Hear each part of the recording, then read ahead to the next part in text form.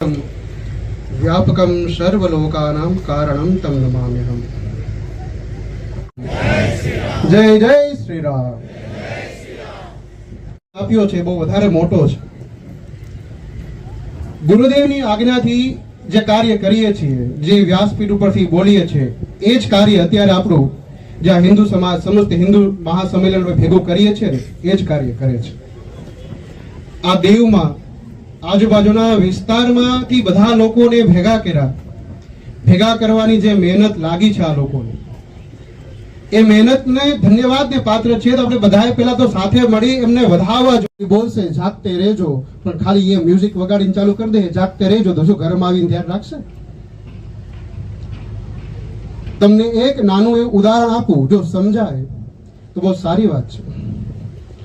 આ જે ઉદાહરણ છે ને, એ બધા જે વડીલો બેઠા છે ને, એને સાંભળેલું જ છે। મારાથી મોટા વડીલો પણ અહીંયા છે, મારી સાથે સમકક્ષ છે એવા લોકો પણ છે। એ બધાના ચરણોમાં વંદન કરીને હું એક પ્રયત્ન કરું છું બોલવાનું કે હિન્દુત્વ શું છે, એ સાથે રહેવું જરૂરી શું કામ છે।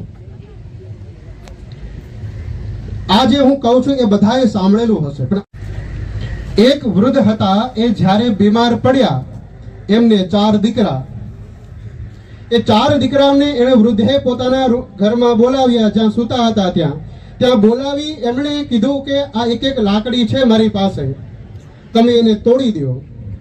એ વૃદ્ધ તો સૂતેલા હતા, એ હવે મરણ પથારીએ પડેલો વ્યક્તિ પોતાના દીકરાઓને કહે, એટલે દીકરાઓ તૈયાર થઈ ગયા કે પિતાજીની આજ્ઞા છે, કંઈક નવું મળશે।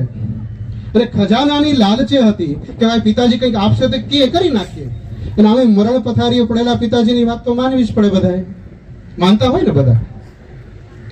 તો દીકરાઓને પણ એવું થયું કે ચાલો માની લઈએ। બધાને એક લાકડી આપી, એક લાકડી દરેક દીકરાઓ તોડી નાખી। પિતાજીએ બધાને શાબાશી આપી કે સરસ, બહુ મોટું કામ કર્યું કે તમે તો લાકડી પણ તોડી નાખી, તમે બહુ બહાદુર છો।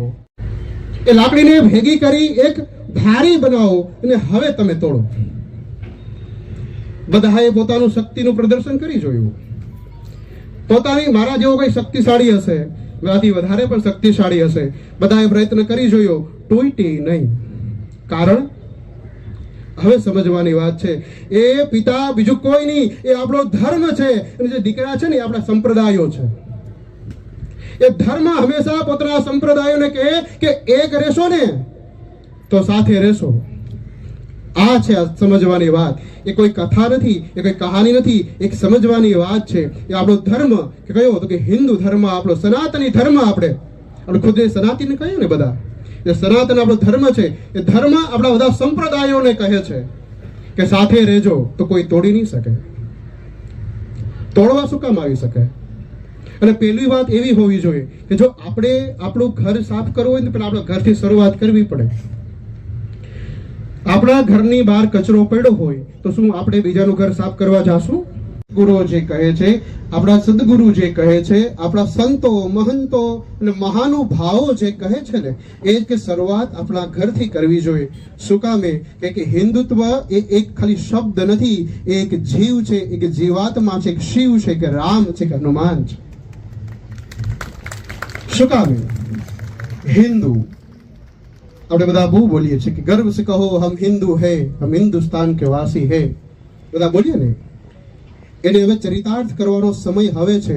હું બધાને એક વિનંતી કરું કે જ્યારે તમે લોકો ઘરમાં હો, શરૂઆત ક્યાંથી કરાય છે? નાનું એક ડગલું ભરશો ને, ટીપે ટીપે સરોવર ભરાય, એવી આપણી કથા છે ને, બધા ખબર છે, વાક્ય બધા સાંભળ્યું જ હશે, ટીપે ટીપે સરોવર ભરાય। આપણા ઘરમાં નાના બાળકો હોય છે।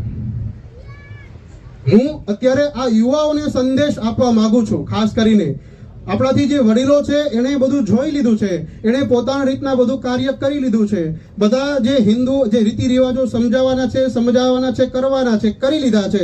હવે વારો આપણો છે અને આવનારી પેઢીનો છે, તો શરૂઆત આપણાથી થવી જોઈએ।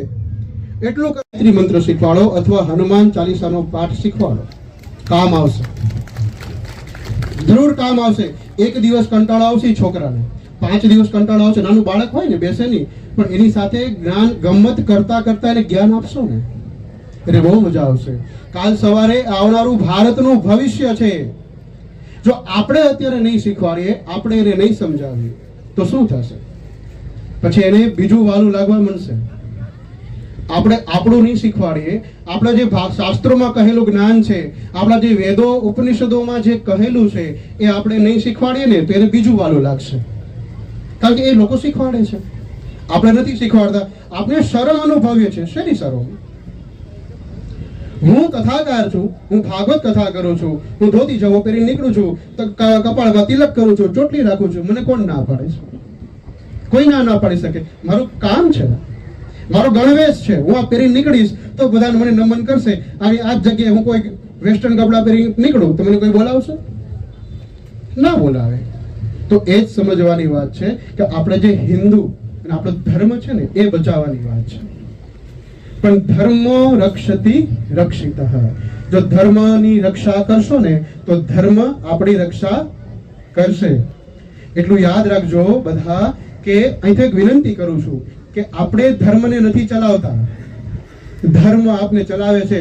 ધર્મ આપણા થકી નથી, આપણે ધર્મ થકી ઉભેલા છીએ. અને આ જે ધરતી છે, આજે અત્યારે આપણે બેઠા છે, એનું નામ શું પાડ્યું છે? વીર શહીદ ભગતસિંહ ચોક. આ નામ પાડ્યું ને.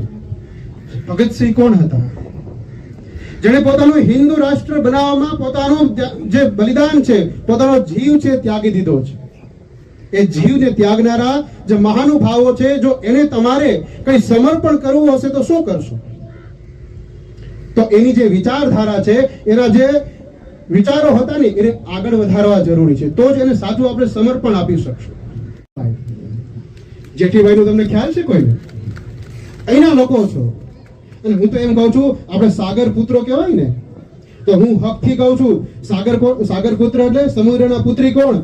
લક્ષ્મી દેવી. લક્ષ્મી દેવીના વર કોણ? ભગવાન વિષ્ણુ.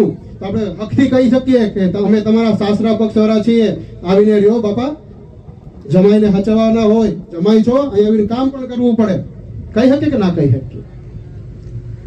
ઠાકોરજીને કહેવું પડે કે ખાલી દ્વારકામાં નથી રહેવાનું, અહીંયા આવવાનું છે. દ્વારકા તમારું ઘર હશે, અમે તો સમુદ્રની બાજુમાં રહીએ છીએ, તમારા સસરાની બાજુમાં છે. આવો મહેમાન ગતિ માણો. ક્યારે એને ખબર નહીં હોય જેઠીબાઈ કોણ. જેઠીબાઈ એટલે જ્યારે આ દીવ, દમણ અને ગોવા ઉપર જ્યારે બીજું કોઈ શાસન કરતું હતું, એ શાસનમાં એવા નિયમો હતા કે જો ઘરના પતિ મૃત્યુ પામી જાય અથવા ઘરમાં કોઈ છોકરાઓના વડીલો ના રહે તો એને એ જે શાસન કરતાનો ધર્મ અપનાવી લેવાનો. આ ફરજિયાત હતું. બસ એની વિરુદ્ધ જો કોઈ અવાજ ઉઠાવ્યો હોય ને તો એ હતા જેઠીબાઈ. એ જેઠીબાઈને આપણે જો કોઈ સમર્પણ કરવું હોય, કઈ સમર્પિત કરવું હોય તો આપણે શું કરી શકીએ? તો એક જ વસ્તુ છે કે આપણા ઘરથી શરૂઆત કરવી પડે. કે હિન્દુત્વનો નારો શું છે? શું જય શ્રી રામ એ હિન્દુત્વનો નારો છે? જય શ્રી રામ એ હિન્દુત્વનો નારો નથી. જય શ્રી રામ એ જીવનનો નારો છે. આપણા જીવ હશે ને તો શિવ હશે. શિવની હોય આપણા શરીરમાં તો આપણે સૌ થઈ જશું, મતલબ સૌ સમાન છીએ. તો આપણો નારો શ્રીરામ એટલા માટે હોવો જોઈએ કે આપણો એ